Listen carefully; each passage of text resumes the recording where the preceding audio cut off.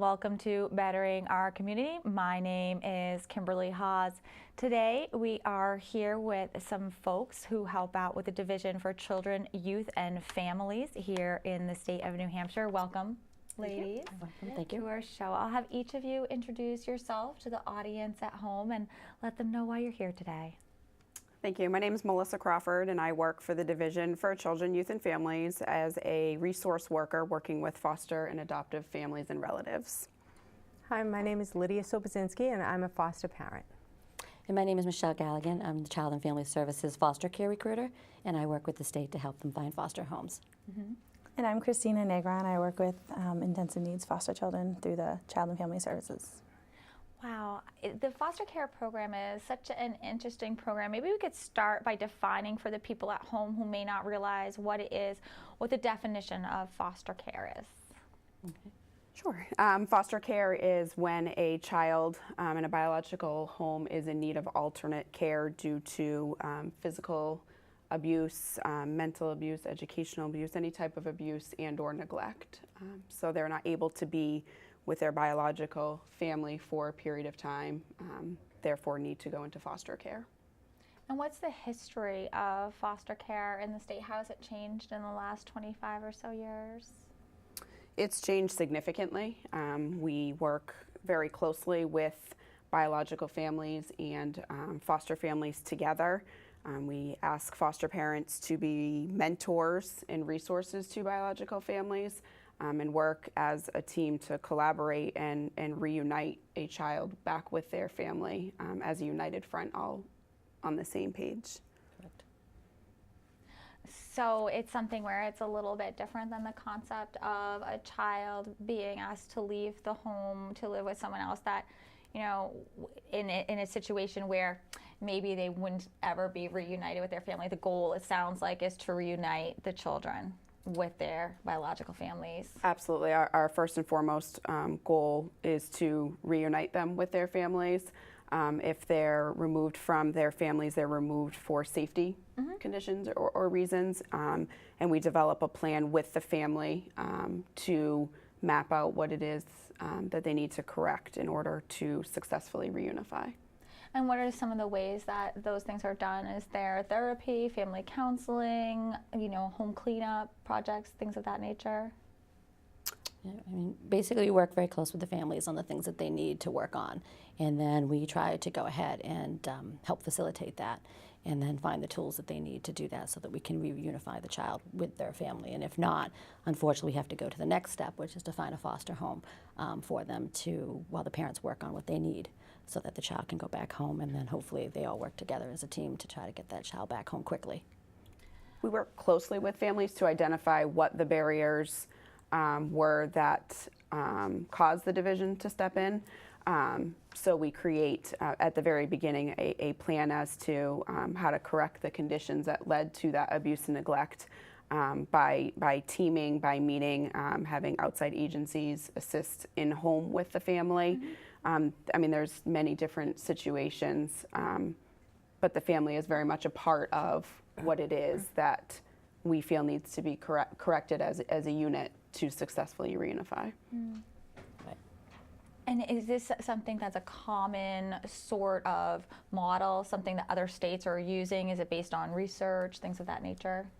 Yeah, absolutely. I mean, all the states kind of have a little tweak of how they do things, but the goal is, again, safety is why they're removed, and then we work with the families to try to get them what they need to get back with the families as quickly and as safely as possible. So a lot of the states have similar.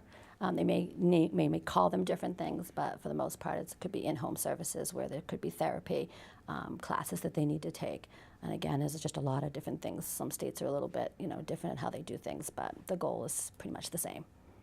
Right, so it's an approach that really focuses on the family that's in need. And as foster parents, Lydia and Christina, what does that mean for you? You try to build a partnership with the family. You try to remember that the goal here is to have the child reunite with their family of origin, that your goal is not to keep them forever. So you do try to build that partnership with the family, and you try to support the family. However, that may come, sometimes it's reminding the family of what they're supposed to be providing. Sometimes it's reminding the family to bring the diaper bag to the visit because that's their contribution to the visit. Sometimes it's meeting the family or bringing the child to their home to visit as opposed to expecting that the family will be able to get a ride and meet you. So you do have a large team that's available to support, and they do a lot of role modeling Yeah. for the families, and that's really the kind of the key, because they're lacking those skills in some cases. So they become kind of like a role model with the foster family to get them, to work towards what they need to work on, whatever that might be. And so, Lydia, what does that mean when you were approaching the family? Do you talk openly with them about things? Have you had? Absolutely. I think that, excuse me, that being open and honest and transparent and available is just, it's not, you cannot undermine how important that is, because somebody's going to notice inauthenticity, when you're not true.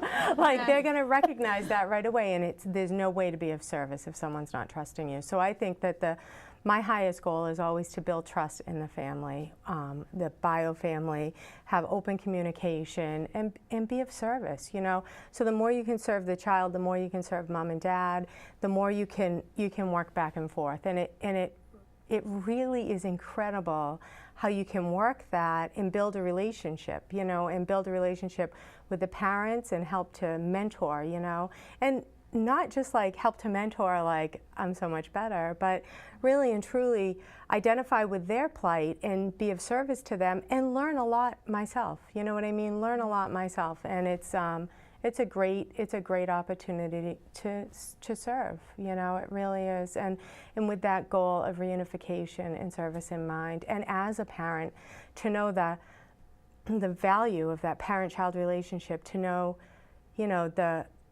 the sacredness, the magnitude of what you're in, you know what I mean, and what they're in, and their desire as well to have their child reconciled back with them, to be able to work with that it's very gratifying. It really is. It really, really is. And those relationships are built by physically meeting one-on-one at many appointments, medical appointments, school appointments, via telephone, letter writing. Communication with biological families is not necessarily an exact science. It's very much case specific and what the families have access to. It's daily, weekly, monthly. There's definitely many different variations to how to build that relationship with one another. You've got to have a lot of skills and be easily adaptable to be a foster parent. Now, part of the reason we're here today is because we want to encourage people who have room in their heart and room in their home to consider becoming a foster parent. Maybe you ladies who are foster parents can tell people your story. Sure. I fostered for just over 10 years. I've loved it. I've taken different types of kids with different types of barriers. I've taken everything from a nonverbal autistic kid to a child with borderline personality disorder. I have my own kids at home, so it helps me. It helps by having my own children. I see that as an asset. It helps me teach my children to understand and accept people's differences when they see them in the community. And then I also think it helps the child. They get another chance at positive role modeling as a parent that they might have missed when they were younger. So I often tell people I'm parenting twice at the same time, because I'll be telling my 6-year-old what's not acceptable, and the 15-year-old is hearing that. She's hearing what's not acceptable when I'm saying it to her, and she's learning that at the same time. So, I've completely enjoyed it. We moved from communities at this point. We just continue to, even when we tell Child and Family Services that we think we need a little bit of a break, we just call a month later and say we're itching for a child, because they really do, it does become part of your life. And, I've had about 4 to 5 different children in the last 10 years in varying lengths of time. I take long-term placements only. and just for stability for them, stability for my own family. And I've kept in touch with all of them. So we've had a lot of successes. Our first child is in the U.S. Army now. Our second child is married, has a college degree, and works full time with her two kids. And I mean, I really feel like these kids, you know, we work really hard to remove the stigma of foster care for the kids and also foster care for the biological families. And I feel like that can be very valuable and contribute towards a successful outcome for the child. And I think that's the normalization. You know, they are kids, and they need that normalcy, and that's what she's role modeling for the children with her own kids there. So it's great. You can do this with kids. I think it's fabulous, and she does a great job, and we value her very much. And we do give her breaks. She whole says 1 month. Yeah, maybe a couple weeks. That's wonderful. And Lydia, how did you become involved with the division?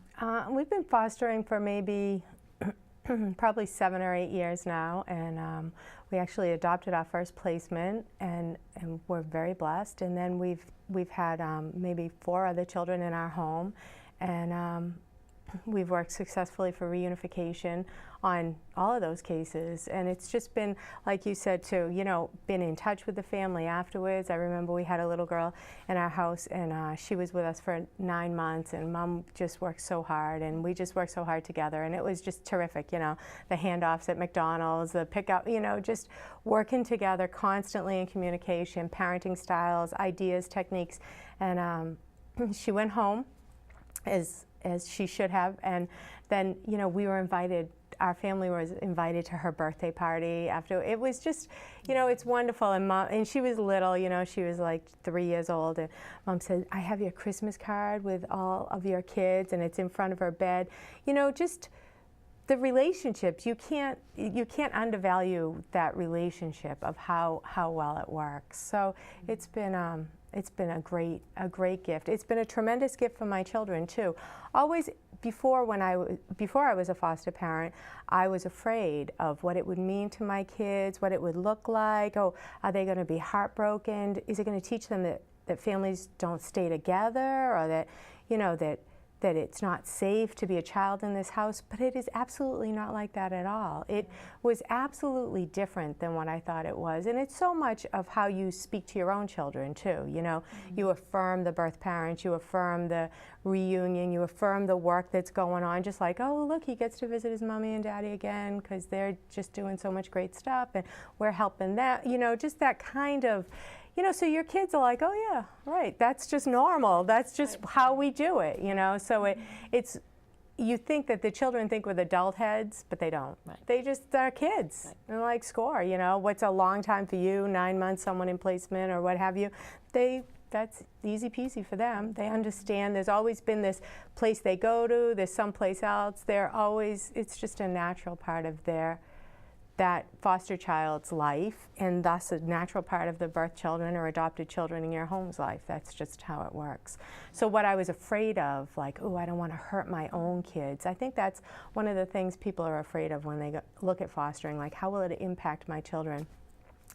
And I've found that it's done nothing but give them more heart, you know, just really increase their empathy, increase their, I don't say sympathy, I say empathy because of, you know, it's a level playing ground, you know what I mean? Like, this is, you know, this is another mom and dad, this is another family, this, you know, is equal, you know, so they have the heart for that too, you know, so, and hopefully we raise some foster parents. They call it the next generation. Exactly, true, you know, and I'll tell you, you know, the woman I babysat for when I was a little girl fostered and adopted, and it touched something inside of me, and it was always a thing that I had an interest in, like from being little to being grown up. And, you know, I'm grateful that, you know, my husband was on board and we were able to take this crazy adventure. No, it must be so rewarding to be able to provide that for families in need.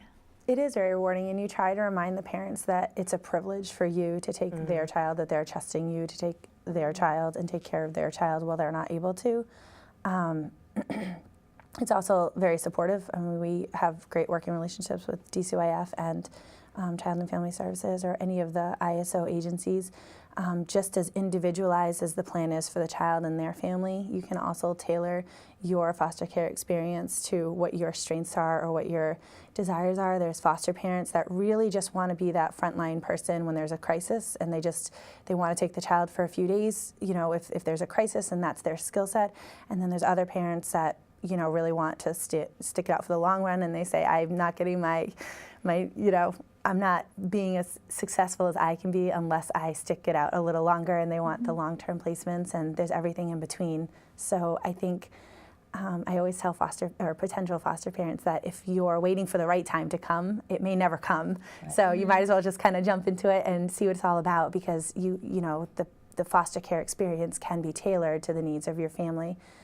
We've been through transition. I've moved while I've had kids in my placement. I've had a child while I've had kids in my placement. And the kids they're flexible. They roll with it. And if you feel it's too much and you don't want to accept a child for an upcoming transition, like a new job or something, you don't accept a child. You tell DCYF, I'm not available. My door is closed for a couple weeks, and you don't have a child. So you do get a lot of say over the children that you take. There's quite a lengthy process to make, like a matching process, to make sure that they're a good candidate for your home. So it really, it is really very rewarding, because all of those variables are kind of looked at very carefully, and they're followed through upon with the recruitment person and the licensor and the placement officer. So Correct. What do you say when you're recruiting potential foster parents? Well, I think their one fear is, is it going to fit with my family? Their concern is the safety for their family too, especially if they have kids. And we let them know that there's a process that they're going to go through. It could take a couple of months, but there are some steps they need to go through, and that we're going to match and tailor that child for their family. So it's going to be kind of dual. They're going to say, okay, this is what we feel comfortable, this are our skills that we feel that we can handle in our home, and then we're going to, as a recruiter, try to find that specific child that will match with that home, so that it is streamlined and that it is a comfort for both of them, and kind of gets a little bit of that anxiety over with. So there is, like Christina was saying, a match-in process, so it's not, you're going to take kids that you feel like you can't handle. Because I think that's one of the fears. No one wants to have to feel like they have to, give up on a child. They want to be able to make it successful for them and the child, so it's very important. So as a recruiter, that's, we really listen to what their needs are and then try to match. And then what does the state look for when they're looking for potential foster parents? Are there any requirements or misconceptions about what you need to have? I think there are certainly misconceptions. Our foster parents are everyday people that you see in the grocery store and library and schools. They have full-time jobs. They have children, they don't have children. There's definitely a variety. There's a training requirement in order to to start the program. You have to attend a series of trainings. There is a requirement that they have to have a high school diploma and an interest and a desire to care for children. We work very diligently meeting with people in their home prior to them enrolling in the classes and so on and so forth. I rely heavily on my current foster parents. I connect ahead of time prospective foster parents with current foster parents, so that they can really explain the ins and outs, the daily tasks that they do, and what it means to have a child and embrace a family. So the basic requirements are a series of trainings and a high school diploma. Okay, so you don't have to be rich to do not. this. You can live in an apartment, you can live in a home, you can live in the city, you can live in the suburbs. There's Right, you can be single, married, kids, not kids. Again, that's really what we're looking for, is the desire to bring a child into their home and then just be able to work with that child. So that I think as a recruiter, we both see that desire is really a big piece, because it is a lot of work. It's a lot of rewarding work, but it is a lot of work. So we want to be able to make sure that they understand what they're going to get into, and that we as recruiters can support them through that too. So that's very important, is working with them. Yeah, because I know there's probably a lot of people at home who are interested, but they're like, well, I don't have a degree in sociology or psychology. How would I possibly help a child? And it's not what it's really all about. You don't have to have a lot of extra money. I'm sure a lot of these children are just looking for the support of someone they can rely on while they're in transition themselves. And you'd be surprised at some of the needs of the kids. Sometimes they want a single family or a single parent because there's been issues with the another parent. So, or sometimes they want a family with kids, or sometimes they want a family without kids. So sometimes they want a family with pets. Sometimes they want, you know what I mean? So you'd be surprised at the desires and the needs of the kids that not every child, wants a traditional family with 2.5 kids and a puppy in the backyard. They don't always want that. Sometimes they want a single family or a single parent family, or they don't want kids or whatnot. And so with the state having more of a sample of the different types of families that are available, that are really out there, I think that assists the kids with finding better matches and someone that's more able to meet all of their needs. That's why we're constantly recruiting, because of that, because there's so many different needs and different types of families that we need, that we are constantly recruiting, just so that we have those needs when the time comes up to match with that child. So it's very important that we keep that focus with the foster parents and the recruitment piece. So. Is there anything you'd like to add? I don't think so. Where were we on the recruitment? We're going to take a short break right now, and we're going to let everybody at home watch some videos that have been provided to us today. It will give you a better sense of who some of these youth are. Of course, they're very dramatic illustrations, and we'll take a quick break, and we'll be right back after these videos. Who am I? I've spent a majority of my life trying to figure this out. Genevieve, my name means a leader of her people. As a young girl, I thought, is this what I'm going to grow up to be? Turmoil in my life began at the age of 3 when my father up and left our family. My mother was left to care for my 2 brothers and me. We soon became homeless and in foster care. My new identity became ward of the state. I didn't feel like a leader, but rather like a burden to other families, which is what some of them said to me. I kept in touch with my mother while in homes. At the same time, she had her own addiction struggles. I believe she had too much guilt to overcome. Eventually, after being in over a dozen homes, I became lonely, angry, resentful, and even rebellious while in care.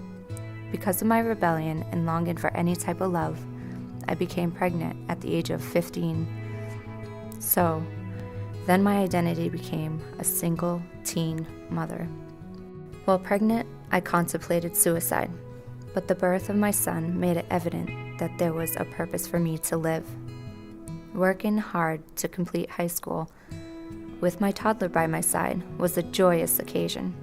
My identity then became high school, then college graduate, first in the family. I've learned that the identity others give you, along with the identity you give yourself, is not who you truly are. My foster care files listed the different homes and schools, but didn't truly explain me. Labels are easily thrown around, but I decided to break the statistics. I formed a beautiful relationship with my mother before she passed. I know I will see her again someday. I found the meaning of true love, and it came when I let go of those labels and accepted Jesus. I am now married to a wonderful man with 4 beautiful children. Most importantly, I've learned my true identity is a child of God, Genevieve.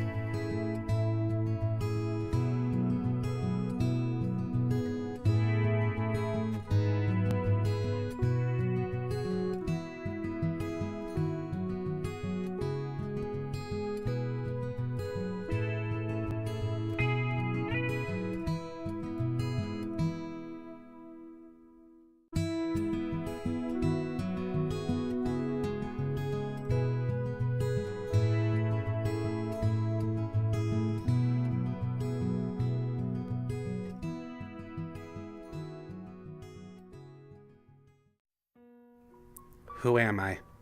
My name means bright fame. When I was younger, I didn't feel that I had fame or that I was bright. I was put into foster care at the age of 3 because of abuse and neglect. My sisters and I were put in a foster home for 3 days then we were separated. I was hurt and disappointed. I lost the only people that had helped me in my first 3 years of life. I was put into my oldest half-sister's home. I lived with her for 4 years. When I left her, I lost all contact with my family. I was disappointed that I had no contact. It hurt that I had no one to talk to from my past. I was bounced around through many different foster homes. I was always acting up because I didn't know how to behave as a member of a family. In one of the foster homes, I came out as being gay. When this happened, everything seemed to go all wrong. We started to go our separate ways. They didn't seem to support me being gay. The summer after I came out, my foster dad died in a motorcycle accident. We all were struck with grief. I didn't get any grief counseling to help me handle his death. I felt hurt and that no one cared about me or my feelings. When I was put in residential care, my life seemed to get even worse. I was always being bullied and no one seemed to help me through this. The only people that helped me were Pierre and Kelly, my best friends. I acted like nothing bothered me, but there was something. I was depressed and suicidal, and I was cutting myself. How I got through was thinking about how my family would feel if I had committed suicide. I pulled through, graduated high school, and now seeking my degree in nursing to help sick people. Who am I? I am Robert, and I am really bright, and I have some fame.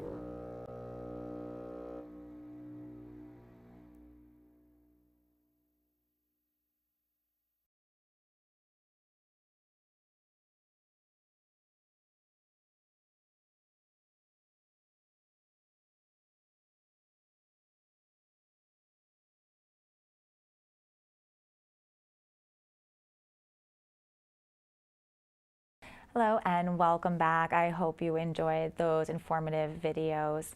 Ladies, let's talk a little bit about the Heart Gallery project. I'm sure our audience at home has noticed all of the beautiful pictures in the studio today. Yes, they are beautiful. Oh, I'm sorry. The Heart Gallery, The Heart Gallery are photos of children that are free for adoption. They're available children in the state of New Hampshire that are looking for that permanent family. We have a couple of different examples. The pictures are clearly of beautiful quality. And these children are in need of those forever homes. And where is the Heart Gallery project located? Is it a moving gallery? How does it work? It is. We're always looking for businesses to host the Heart Gallery projects. Any types of, banks, restaurants, libraries, any type of community, any place that's available to community members where they can see, people come into their facility and can see the children that are awaiting that permanent situation. I think that's important that Melissa brought up, is that if there are people in the audience that don't feel at this time that they become foster parents, there are a lot of different ways that people in the community and other people can help. And again, these are what Melissa was speaking to and attesting to is one of them. I know I don't know the name, but I do know the photographers volunteer their time for this. So that's amazing that they do these beautiful quality portraits. So that's a way that that person is given back to foster care. There are a lot of businesses that will let us go in and speak during their lunch breaks and do some things. We have corporations and organizations that will give supplies, backpacks, things of that nature. So there's so many different ways. Even if they just let us post something on their business website or internet or Facebook account, there's just so many ways that people can help get that message out about foster care if at this time they feel that they can't, be a foster parent. Because we find the average person takes about 2 years to kind of think about it and then kind of move forward. And did you find that to be true? I don't know. You're kind of unique. I don't know, Lydia. I was thinking, no way. Most of what we hear is about 2 years for people to kind of think about it, research it, get some information, maybe take some classes, and then follow through. So the more we can get that message out there, that could be that message that triggers that person to say, okay, the time is right and I'm going to do this. Right, and the more that we can talk about it, just with open Absolutely. dialogue, a lot of people don't realize how many children are out there, Right. maybe awaiting a permanent home, or maybe are in the foster care system, because it's so different than, you know, our stereotypical images of little orphan Annie. We don't even describe children that way anymore. They're children awaiting a better life and some more balance. And of course, now with the reunification with the biological family, it's just so different than it used to be. Right. Exactly. It's kind of involving. Yeah, and like you said, it's so much better for the children overall that we're able to do that within our systems. And there's so many ways that people can help. Right. This you very, like I said, if anyone has an idea, we're always, you know, keen to giving us a call, and you know, we try to do the best we can to work with them to get the message out. So that's another thought I just wanted to mention, if people don't feel at this time that they can foster. Yeah, no, and you're absolutely right, because there might be a person out there that's a business owner or somebody who just never thought that they might be interested, and now realizes that they can help, whether it be, you know, displaying some photos from the Heart Gallery, or somehow facilitating, you know, a conversation within their workforce. There is something I'd love to mention, and this is again, it comes back to the generation piece. We've actually had even churches with the kids that, for, like, let's say for a Lent project, that decided that they wanted to help foster kids, and they raised a bunch of money and then went out and bought the supplies that the kids need. So it's just not just the parents, it's kids can also take a part in this and help with foster care. So there's just so many different ways that people can help, from, you know, clubs to churches. So if We anyone, encourage anyone that has any type of interest in giving back to their community to contact the division about foster care, about being a mentor to a child, a visiting resource. Foster care is not just per se having a child stay in your home. It's showing them a mastered trade or being a connection to a youth. There's many different variations. So if anybody has an interest at giving back to children and your community, we certainly encourage calls so that we can open our doors to many different people involved. How would somebody get involved? Is there a website? Is there a phone number they can call? Yep, there's a telephone number. That telephone number is 603-271-4711. And that will get a live person to be able to connect with, to ask those questions. I encourage people to call. You're not signing up for the program by calling, but you're certainly opening the door to answer. Yeah, and a lot of it must be finding the answers within your own hearts, right, ladies? Right, absolutely. Yeah. Okay, well, wonderful. Is there anything that anyone would like to add as we wrap up our discussion? It's a very rewarding lifestyle. It's a way that we can give back or to pay it forward. So I would strongly encourage anybody that has an interest in helping the community, helping the kids in the community. It's just very rich and rewarding. I have to agree, and I love all that talk about the traveling heart gallery and mentoring someone or apprenticing a child in foster care. There are so many ways to be of service that it's absolutely just call and see, because I didn't even know some of those things, you know. And so if you called and said, I can't take a child, but can I do something? I bet they'll put you to work. And that's good. And many hands make light work. Right, exactly. Right. So it's all about communities, and communities working together for their kids and their families. So. yes, and thank you for the work that each and every one of you does every day to better our community. And thank you, everyone at home, for watching Bettering Our Community. Once again, my name is Kimberley Haas. Have a great day.